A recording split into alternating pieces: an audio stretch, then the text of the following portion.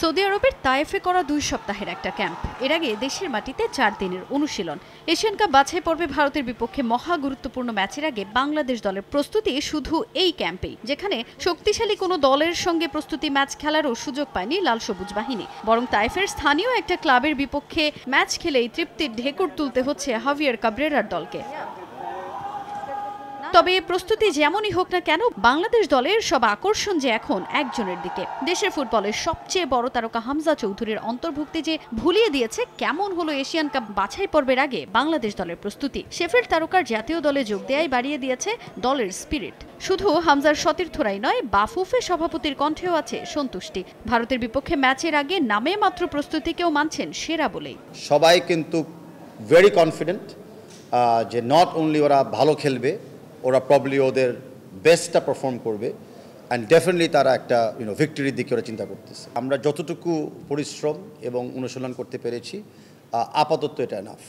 কারণ শিলংয়ের যে হাইট এবং তৈফের যে হাইট, এই দুইটা এলিভেশনের আমরা প্র্যাকটিসটা পেয়েছি, যেটা আমাদের জন্য খুব ইম্পর্টেন্ট ছিল। দ্বিতীয় হলো সাউদিতে যে ধরনের ইকুইপমেন্ট এবং প্র্যাকটিস করার আমরা ফেসিলিটিস পেয়েছি, এটা আমাদের জন্য more than what we expected.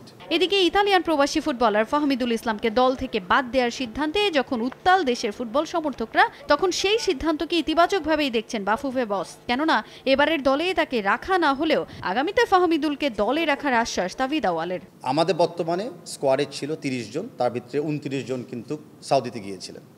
আমরা 29 জনের স্কোয়াড থেকে কার্টেল করে 22 স্কোয়াডে আমরা নেমে এসেছিলাম। তার ভিতরে এবারের জন্য আমাদের একজন প্লেয়ার ফাহমিদুল চান্স পায়নি, বাট ও একটা প্রমিসিং প্লেয়ার। ও ডেফিনেটলি তার এইজও আছে দলকে দেওয়ার মতো। আর আমাদের অনেকগুলি খেলা আছে এই বছরে, ইনক্লুডিং সাফ। সো অতগুলি ম্যাচ যদি আমরা চিন্তা করি, আমাদের কিন্তু মোটামুটি অল 30 জন স্কোয়াডকেই লাগবে কম বেশি। ভারতে হামজার সঙ্গে আরও বেশ কয়েকদিন অনুশীলনের সুযোগ পাবে বাংলাদেশ দল। তাজিন খন্দকার, সময় সংবাদ, ঢাকা।